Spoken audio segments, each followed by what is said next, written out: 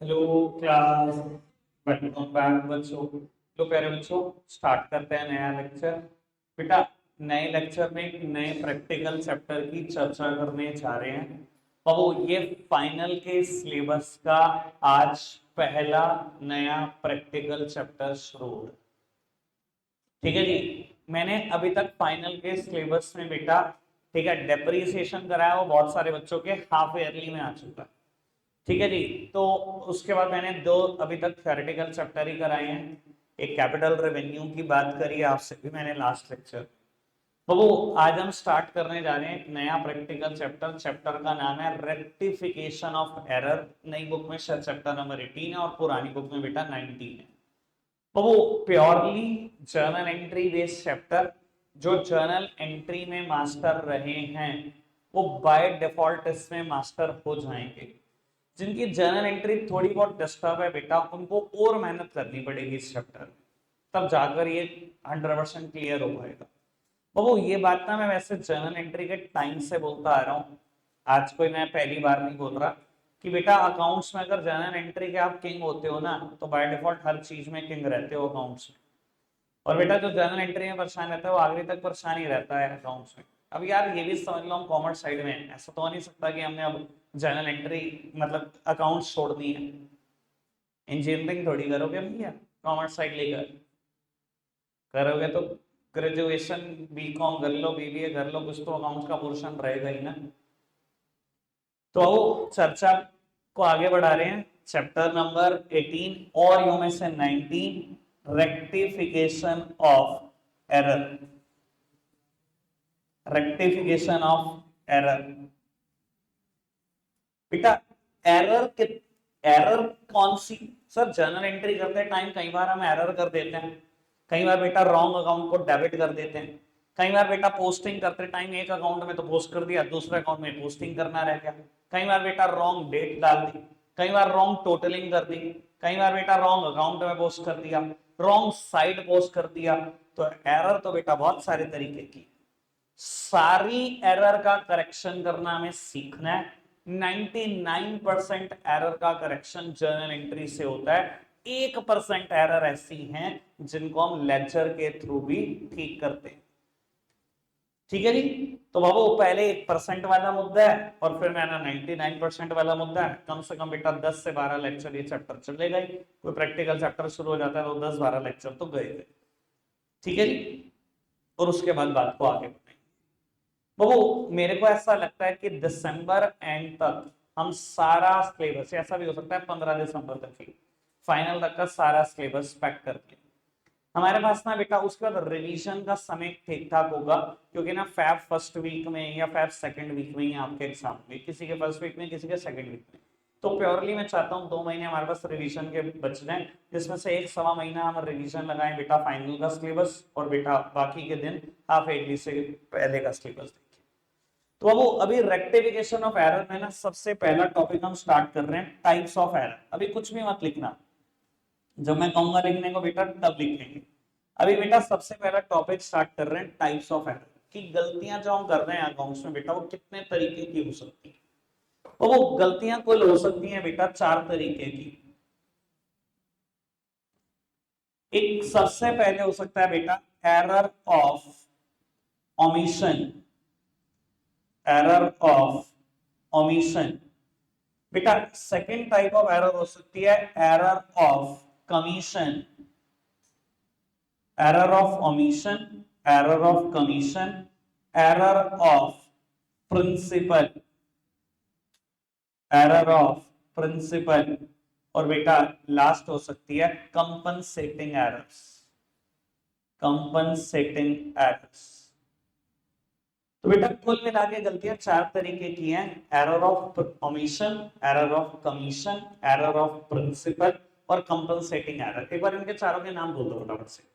Error of omission, error of commission, error of principle और compensating errors. 4 तरीके की errors हो सकती है। सबसे पहले बेटा बात करते हैं एरर ऑफ ओमिशन की। बेटा इसमें बिना एरर 2 तरीके की हो सकती है। एक तो है बेटा कंप्लीट ओमिशन। Complete omission. और एक है बेटा पार्शियल ओमिशन, कंप्लीट ओमिशन और बेटा पार्शियल ओमिशन। क्या फर्क है कंप्लीट ओमिशन और पार्शियल ओमिशन? सो लिखा हुआ ना कंप्लीट ओमिशन। कंप्लीट ओमिशन मतलब वो बिल्कुल ही लिखना भूल गए। जैसे कि परचेस किया था गुड्स राम से, बेटा जर्नल एंट्री में नहीं लिखा। अगर जर्नल एंट्री में नहीं लिखा, क्या लेजर में क्या होगा? लेजर बनते ही जर्नल एंट्री से, लेजर में नहीं गया, लेजर में नहीं गया तो ट्रायल में गया, ट्रायल में नहीं गया, कहीं नहीं गया, मतलब कुल मिला के यानी कि पूरा का पूरा ऑमिट हो गया। ऑमिट का मतलब होता है बेटा लिखना रह गया, और ये क्या कंप्लीट ओमिशन है। कंप्लीट ओमिशन मतलब बिल्कुल ही लिखना रह गया, नहीं लिखा ही नहीं दूर से दूर तक। कोई दिक्कत कोई परेशानी तो नहीं? कंप्लीट ओमिशन का मतलब समझ में आया? उसके बाद है बेटा पार्शियल ओमिशन। जैसे कि नाम सजेस्ट कर रहा है, पार्शियली लिखना रह गया, मतलब बेटा जर्नल एंट्री करी, एंट्री कर दी, बेटा परचेस हमेशा डेबिट होती है, परचेस टू राम, राम से करी था सर, जर्नल एंट्री ठीक कर दी। जब पोस्टिंग कर रहे थे ना बेटा, परचेस अकाउंट में भी दिखा दिया, बेटा राम्स अकाउंट में दिखाना रह गया। अब बेटा राम्स अकाउंट में दिखाना रह गया, गलती तो हुई है, ओमिशन तो हुआ है, पर एक कंप्लीट ओमिशन नहीं बोल सकते, ये पार्शियल ओमिशन। समझ आई बात? क्या है कंप्लीट ओमिशन? बिल्कुल ही लिखना रह गया, मतलब जर्नल एंट्री रह गई, और अगर जर्नल एंट्री रह जाती है तो सब कुछ ही रह जाता है, ना पोस्टिंग होगी, ना ट्रायल में जाएगा, ना कहीं जाएगा। ठीक है जी, या जर्नल एंट्री ठीक करी, लेजर में भी बेटा एक अकाउंट में सही पोस्ट कर दिया, एक रह गया। कोई दिक्कत कोई परेशानी? क्लियर है? पक्का? आगे बढ़ चले बेटा। फिर मैं पहले आपसे बात करना चाहूंगा error of principle. Error of omission clear है, एरर ऑफ प्रिंसिपल की बात करते हैं बेटा। Here the principle applied is wrong. बेटा सेकंड टाइप ऑफ एरर जो मैं एक्सप्लेन करने जा रहा हूं है error of principle. That means principle applied here is wrong.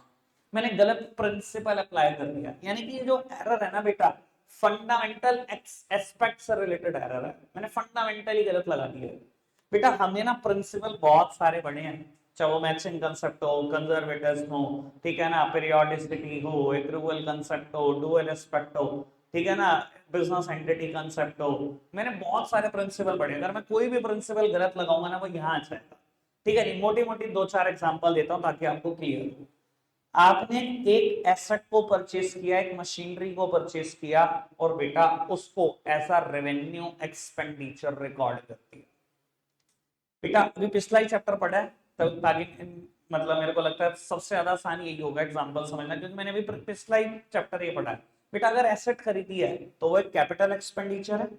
अगर मैंने एसेट खरीदी और रेवेन्यू एक्सपेंडिचर के तौर पर दिखा दिया, तो बेटा here the principle applied is wrong. ये तो फंडामेंटल एस्पेक्ट से रिलेटेड है। या मैंने एक मशीनरी खरीदी, उसकी इंस्टॉलेशन पे कोई खर्चा करा और उसको इंस्टॉलेशन एक्सपेंसेस अकाउंट में डेबिट कर दिया। बेटा अगर मैंने मशीनरी खरीदी है अभी और इंस्टॉलेशन का खर्चा किया है और इंस्टॉलेशन के अकाउंट में डाल रहा हूं, गलती नहीं कर रहा। मशीनरी खरीदने पर जो इंस्टॉलेशन होता है, जब तक मशीनरी पुट टू यूज नहीं हो रही तब तक के सारे खर्चे क्या है? तब तक के सारे खर्चे मशीन है। तो ये इंस्टॉलेशन एक्सपेंस अकाउंट में कैसे चला गया?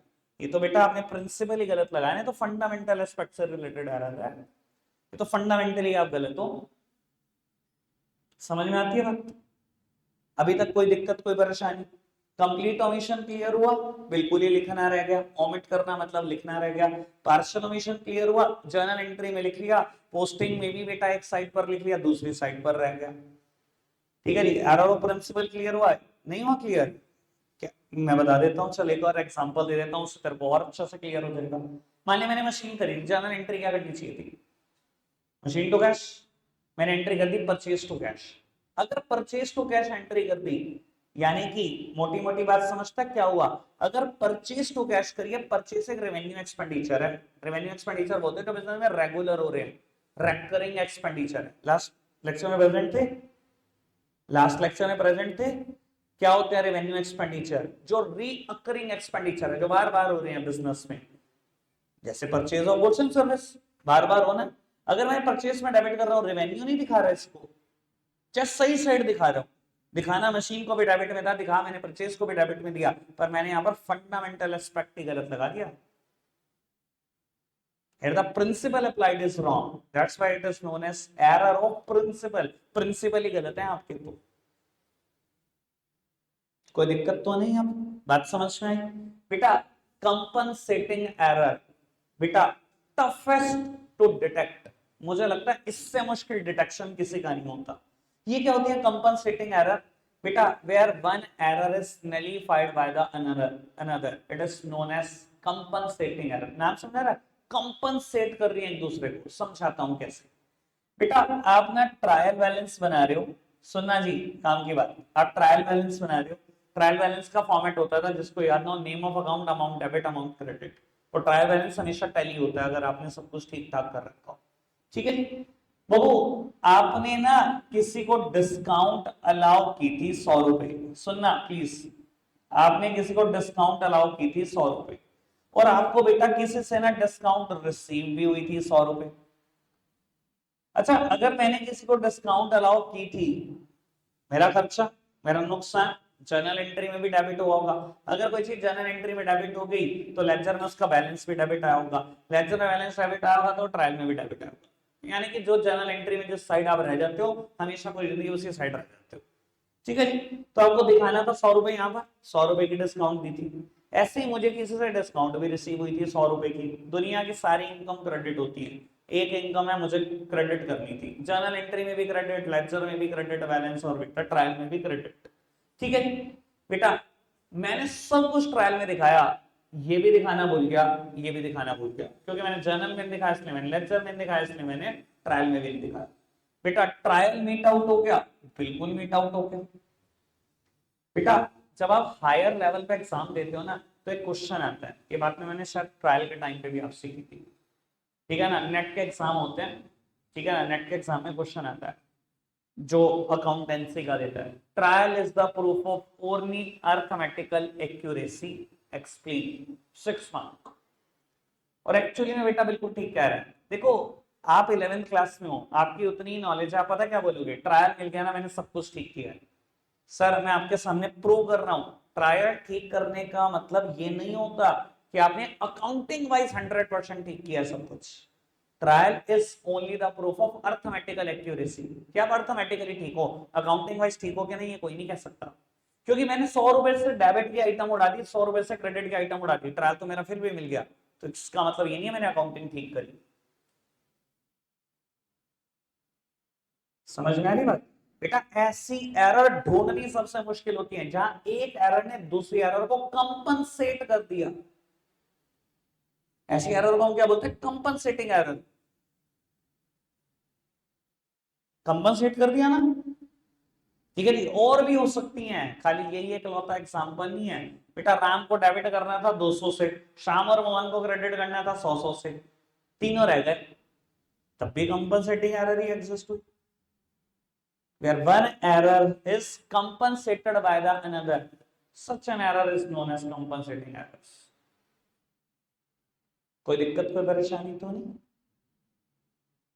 क्लियर है बात? पक्का से एक बार मेरे को फटाफट से थ्योरेटिकल पोर्शन क्लियर कर दो। ये क्लियर हुए दोनों? कुछ पूछना है? बढ़े आगे। एरर ऑफ प्रिंसिपल क्लियर हुआ, प्रिंसिपल अप्लाई गलत कर रहे हो, फंडामेंटल एस्पेक्ट ही गलत लगा रहे हो। ठीक है जी, कंपनसेटिंग एरर अभी क्लियर करी। बढ़ जाए, एरर ऑफ कमीशन समझे बेटा? एरर ऑफ कमीशन कौन करता है? छोटे छोटे प्यारे प्यारे बच्चे करते हैं 11वीं के। जितनी आप एरर करते हो ना बेटा, आंखें बंद करके एग्जांपल में लिख देना एरर ऑफ कमीशन के। बेटा इन्हें ना हम प्यार से बोलते हैं क्लैरिकल एरर। छोटे छोटे क्लर्क करते हैं बेटे ऐसी एरर, क्लैरिकल एरर। बहुत सारे एग्जांपल है क्लैरिकल एरर के। सबसे पहला एग्जांपल हो सकता है रॉन्ग डेट। हो जाता है, सबसे हो जाती है, इंसान है सब, भगवान तो कोई है नहीं मिट्टा मारे में से। ठीक है ना जी? डेट थी 15 जनवरी, देख ली 15 नवंबर, चिपका दी 15 नवंबर। हो जाता है, सबसे होता है ऐसा। बेटा रॉन्ग डेट डाल दी या रॉन्ग टोटलिंग कर दी, लेजर का टोटल कर रहे थे बेटा, गलत टोटल कर दिया। बेटा वैसे अकाउंटेंसी में टोटलिंग को हम कास्टिंग बोलते हैं वैसे, ठीक है जी, रॉन्ग कास्टिंग कर दी। होती है एरर, आपसे भी होती है, मुझसे भी होती है ऐसी एरर, बिल्कुल होती है बेटा। अगर रॉन्ग टोटलिंग कर दी होगी तो ऑब्वियस सी बात है बेटा, जो बैलेंस निकला होगा वो भी गलत निकाला होगा। पोस्टिंग सबने की है ना, एक साइड का टोटल था 1 लाख और दूसरी साइड 15,000 का खर्चा लिखा हुआ था, यानी कि 85,000 रुपए बैलेंस आना था। अगर मैंने टोटली 1 लाख था, मैंने गलती से टोटली 95,000 किया होगा तो बैलेंस भी गलती निकाला होगा ऑब्वियसली। रॉन्ग डेट की एरर हो सकती है, हो सकती है। रॉन्ग टोटलिंग या कास्टिंग की एरर हो सकती है, हो सकती है। रॉन्ग बैलेंस की एरर हो सकती है, हो सकती है। बेटा posting in wrong account, posting in wrong account, तो वो जर्नल एंट्री ठीक कर दी, ठीक है जी, मोहन लिखा हुआ था मोहन अकाउंट। ऐसे ही मेरे पास एक क्लाइंट है सोहन भी है, मैंने बेटा मोहन के अकाउंट की जर्नल एंट्री पोस्ट कर दी सोहन के अकाउंट में। बेटा रॉन्ग अकाउंट में पोस्टिंग भी हो सकती है, रॉन्ग साइड पोस्टिंग भी हो सकती है, रॉन्ग साइड भी पोस्टिंग हो सकती है, posting in wrong side. Sir debit side post करना था, क्रेडिट साइड कर दिया, क्रेडिट साइड कर रहा था, डेबिट साइड कर दिया था, और भी बहुत सारे एग्जांपल हो सकते हैं। फिलहाल मैंने मोटे मोटे 4-5 एग्जांपल दे दिए, कोई दिक्कत कोई परेशानी? थ्योरेटिकली चैप्टर रेडी है, लिखवाऊं मैटर इसमें? ठीक है, कुछ पूछना है तो बताओ, वरना मैं जो बातें मैंने बोली है बस उन्हीं को एक्सप्लेन कर रहा हूं। लिखना शुरू करें बेटा, प्रॉपर लिखना। ठीक है जी, मैं चाहता नहीं कि हम रिवीजन में किस चैप्टर पे ज्यादा टाइम खर्चे। ठीक है जी, तो पहले दिन से इसको अच्छा कर लेते हैं। ठीक है, चलो उत्तर लिखते हैं बेटा इसको आराम से। अब वो आप चैप्टर का नाम लिखोगे, सबसे पहले टॉपिक लिखोगे टाइप्स ऑफ एरर। एक बात और बता देता हूँ, लिखना नहीं है अभी, रुक जाओ रुक जाओ रुक जाओ, लिखना नहीं, रुक जाओ, अगर नोटबुक दिखा करके इसको 2 पेज पे ले लो टॉपिक।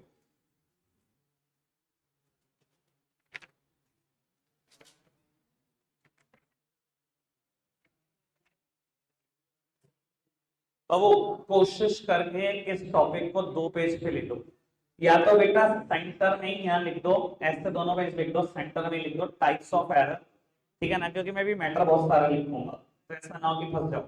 या अगर एक ही पेज ले रहे हो तो बेटा कॉपी को टर्न कर लो, हॉरिजॉन्टली लिख लो टाइप्स ऑफ एरर। वैसे मैं चाहूंगा कि दोनों पेज ही कवर कर दो, यहीं लिख दो बेटा टाइप्स ऑफ एरर। इधर सिर्फ एरर ऑफ ओमिशन और एरर ऑफ कमीशन लिखना, इधर प्रिंसिपल और कंपनसेटिंग खुला खुला आराम से लिख लेना। ठीक है जी, लिखना शुरू करो मेरे साथ साथ।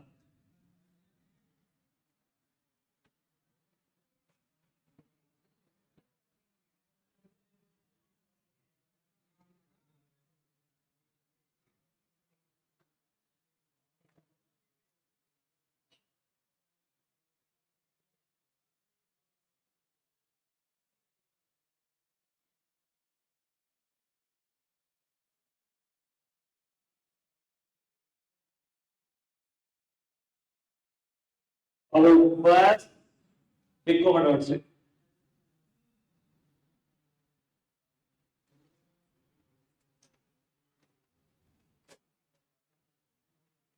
बेटा जितना लिखोगे उसके नीचे भी स्पेस रहना चाहिए, क्योंकि इसके बाद मैंने थोड़ा सा इसके नीचे और ऐड करनी है कुछ आइटम।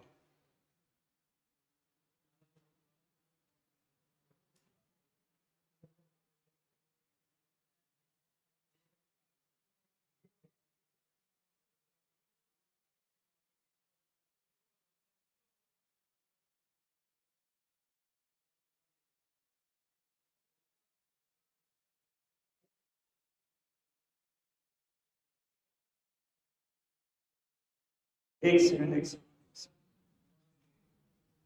अरे एक सेकंड यार, मैं पोस्टेड वर्ड लिख के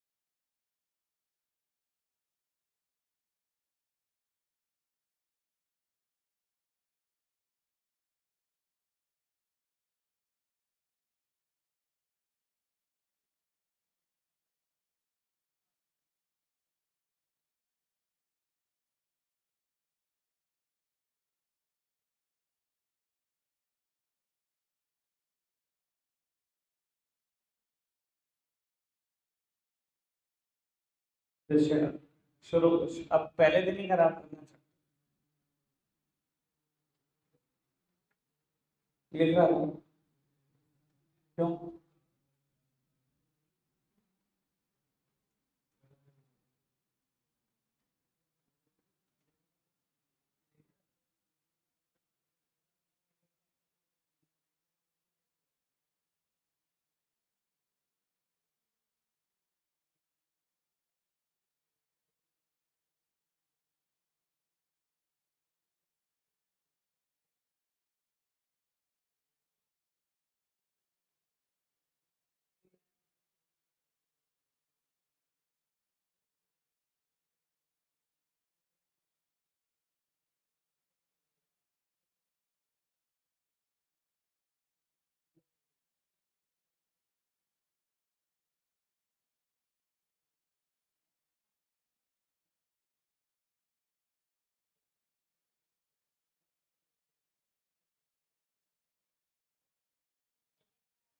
तो मैं आ रहा हूँ अभी सीट पे, सबकी चेक करना है मेरे को ये कितना लिखा।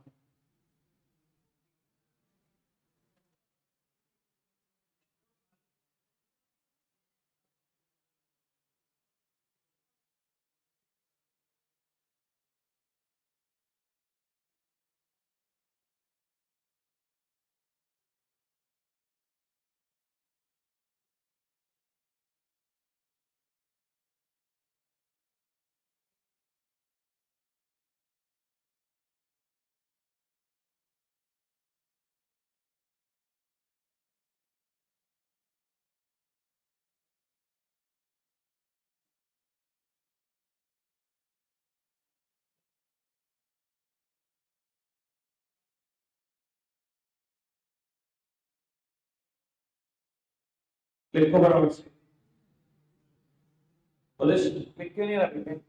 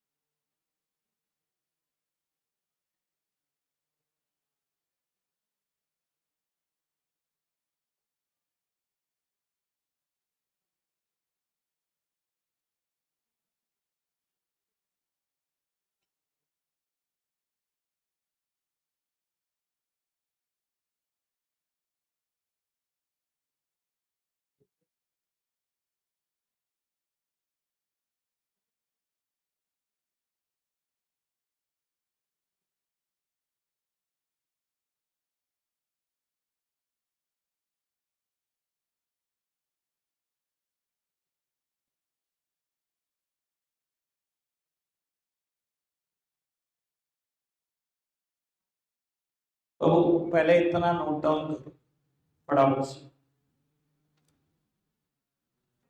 बेटा सामने देखना, मैंने कहा था इसके नीचे कुछ ना कुछ टॉपिक ऐड होगा, वो मैं अब ऐड कर रहा हूँ, सब सामने देख रहे हैं। बेटा एरर ऑफ ओमिशन या एरर ऑफ ओमिशन जो पार्शली ओमिट वाली है, error of commission, error of principle या कंपनसेटिंग एरर, इन सारी एरर में मुझे एक बात ये देखनी है कि कब ट्रायल बैलेंस मीट आउट हो जाएगा और कब ट्रायल बैलेंस मीट आउट नहीं होगा। प्लीज सामने देखना बेटा, कंप्लीट ओमिशन की बात करते हैं, ट्रायल बैलेंस इसमें मीट आउट होगा या नहीं होगा? गेस कर। समझदार तो समझ गए होंगे, मीट आउट होगा या नहीं होगा? अरे कैसे मीट आउट नहीं होगा भैया? अब एक बात बताओ, एंट्री करनी थी परचेज टू राम, मैंने जनरल एंट्री छोड़ दी 2000 रुपए की, परचेज भी छोड़ दी, राम भी छोड़ दी, लेजर में भी नहीं कहीं गई, तो भैया ट्रायल बैलेंस में दोनों तरफ 2-2 हजार रुपए कम है, कैसा ट्रायल नहीं मिलेगा? मिल जाएगा। तो 2-2 हजार रुपए कम है, जितनी मुश्किल कंपनसेटिंग एरर को डिटेक्ट करना है उतना ही मुश्किल इसको डिटेक्ट करना है, क्योंकि गलती समझ ही नहीं आएगी कभी हुई है। एक जर्नल एंट्री छोड़ दो, सब कुछ मिलेगा, बिल्कुल मिलेगा, ना मिलने का सवाल ही पैदा नहीं होता। ठीक है जी sir, partial omission trial balance मिलेगा या नहीं मिलेगा? कभी भी नहीं मिलेगा। जर्नल एंट्री पूरी करी, जब लेजर में पोस्टिंग का नंबर आया तो डेबिट साइड पोस्टिंग कर दी, क्रेडिट साइड पोस्टिंग नहीं करी। परचेज टू राम थी, परचेज अकाउंट में पोस्ट होगी, राम्स अकाउंट में पोस्टिंग नहीं हुई, बेटा क्रेडिट साइड कम चलेगी, ट्रायल में भी क्रेडिट साइड कम आएगी बेटा, एरर वहीं डिटेक्ट हो जाएगी। जब ट्रायल बनाऊंगा वहीं पता लगेगा, अच्छा क्रेडिट साइड कम आ रही, कहीं ना कहीं कोई गलती कर दी है, किसी ना किसी लेक्चर में गलती है, किसी ना किसी साइड तो गलती कर ही दी है। ठीक है जी, यहाँ ट्रायल नहीं मिलेगा बेटा, कंप्लीट ओमिशन में ट्रायल पक्का मिलेगा, पार्शियल ओमिशन में ट्रायल कभी नहीं मिलेगा। कोई दिक्कत तो नहीं, पक्का से बात समझ में आएगा। उसके बाद एरर ऑफ कमीशन, जनरली बेटा यहां पर भी ट्रायल बैलेंस नहीं मिलता, इक्का दुक्का बात एरर ऑफ कमीशन में यह है जहां ट्रायल मिल जाता है, जैसे कि रॉन्ग डेट है, डेट गलत है तो क्या होगा, ट्रायल तो मिल ही जाएगा। बाकी ज्यादातर जगहों पे एरर ऑफ कमीशन में ट्रायल बैलेंस नहीं मिलता, रॉन्ग टोटल करोगे, रॉन्ग कास्टिंग करोगे, कहीं ना कहीं बेटा ट्रायल नहीं मिलेगा। ठीक है जी बेटा, प्रिंसिपल गलत लगाया, प्रिंसिपल गलत लगाया, ट्रायल तब भी मिल जाएगा। बेटा मशीनरी डेबिट करनी थी, कैपिटल एक्सपेंडिचर था, मैंने मशीनरी ना डेबिट करके मैंने कुछ भी कर परचेज डेबिट कर दी, तो क्या हो गया बेटा, डेबिट की साइड डेबिट ही रही। लेजर में भी अगर मशीनरी अकाउंट में डेबिट होता, मैंने परचेज अकाउंट में फालतू डेबिट कर दिया, बेटा ट्रायल तो मिलेगा ही मिलेगा, ट्रायल पक्का मिल जाएगा। बस वो होगा परचेज का बैलेंस थोड़ा ज्यादा आ रहा होगा, मशीनरी का कम आ रहा होगा, तभी ट्रायल तो मिल ही रहा होगा, क्योंकि जो चीज डेबिट होनी थी वो डेबिट ही हुई, बस नाम अलग हो गया उसका। कंपनसेटिंग एरर, ट्रायल यहां पर भी मिल रहा होगा, नाम ही कंपनसेटिंग एरर है, जितना डेबिट में छोड़ा उतना ही क्रेडिट में छोड़ा, तो ट्रायल बैलेंस यहां पर भी मिल रहा होगा पक्का से। बताओ जी, कोई दिक्कत कोई परेशानी तो? ठीक है जी, ट्रायल यहां भी मिलेगा, ट्रायल यहां पर भी मिलेगा, दो जगह पर नहीं मिलेगा, कंप्लीट ओमिशन में भी ट्रायल मिल जाएगा। ठीक है जी, बढ़ाएं बात को आगे बेटा, आज प्रैक्टिकल क्वेश्चन की शुरुआत करके जाएंगे, एक एग्जांपल लिखो फटाफट से, बल्कि टॉपिक का नाम लिखो पहले।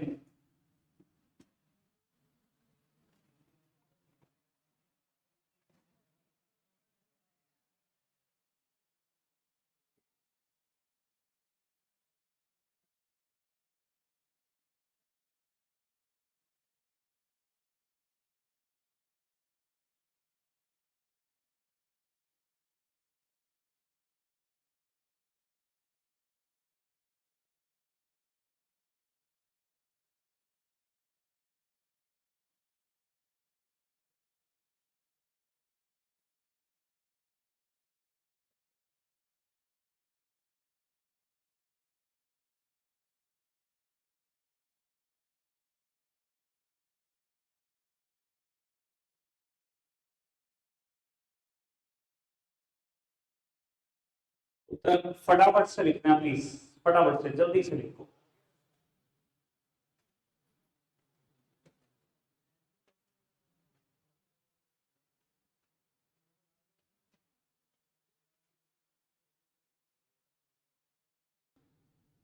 सामने देखना सर, एक ही बात एक्सप्लेन होगी, आज 5 मिनट लगा रहा हूं इस चीज को थोड़ा सा आराम से समझना, प्लीज सब सामने देख रहे हैं, उधर सामने, और वो सब सामने देख रहे हैं, इस चीज को थोड़ा सा आराम से समझना।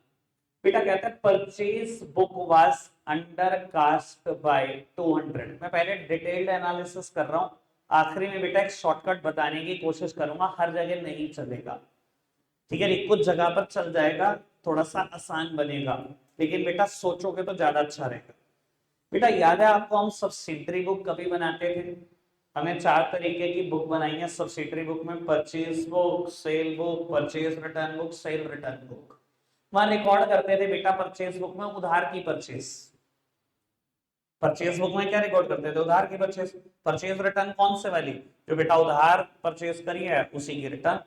सेल बुक में कौन सी, बेटा क्रेडिट सेल्स, और बेटा सेल रिटर्न कौन सी, वही जो क्रेडिट सेल करी है उसमें से रिटर्न आई वो। यही करते थे सब्सिडरी बुक, सबने पढ़ी है, सारी उधार की ट्रांजेक्शन वहां जाया करती थी। अभी कहता है परचेज बुक कम दिखा दी 200 रुपए से। मैं बता देता हूं एक्चुअली में क्या होता था, परचेज बुक का फॉर्मेट था, अगर याद हो तो बेटा 10 कॉलम हुआ करते थे, अब पता नहीं याद आए कि नहीं आए, ठीक है ना, हालात इतने खराब हो जाते हैं बेटा, आगे आगे दौड़ दौड़ पीछे पीछे, छोड़ो छोड़ो, ठीक है जी, चलो खैर छोड़ भी दिया तो तब भी कोई टेंशन नहीं, आप फंडामेंटल समझो। बाबू मैंने परचेज बुक का टोटल किया, मैं जरूर बेटा यहाँ पर टोटल लिखता था, पर मैं मतलब बताऊंगा इसका। मान लो बेटा टोटल लिखा मैंने 10,000 कुछ भी 800 रुपए, ठीक है जी, मैंने परचेज बुक का टोटल लिखा 10,800। परचेज बुक में क्या गई होंगी, सारी क्रेडिट परचेजेस बेटा। इसके बाद मैं करता क्या हूं, थोड़ा सा ये समझना प्लीज, काम की बात है बेटा, गड़बड़ मत करना। मैं भी डिटेल्ड बता रहा हूं, बाद में शॉर्टकट बताऊंगा, डिटेल्ड समझना, मैं ये चाहता हूं आपसे।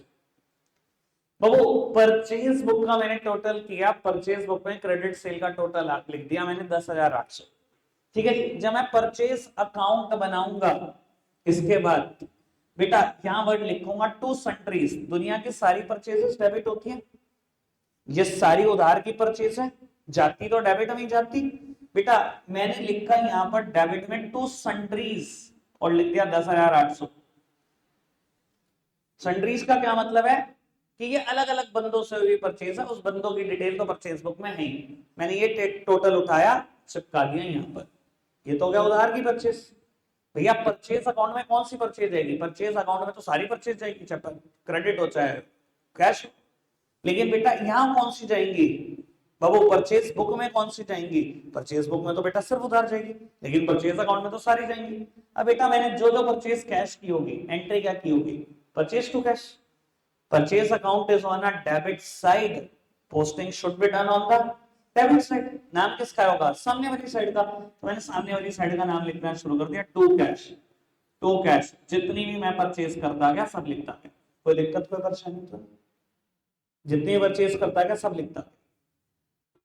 युवराज सामने देखिए बाबू, जितनी बात मैंने बोली समझ आई है तेरे को बेटा।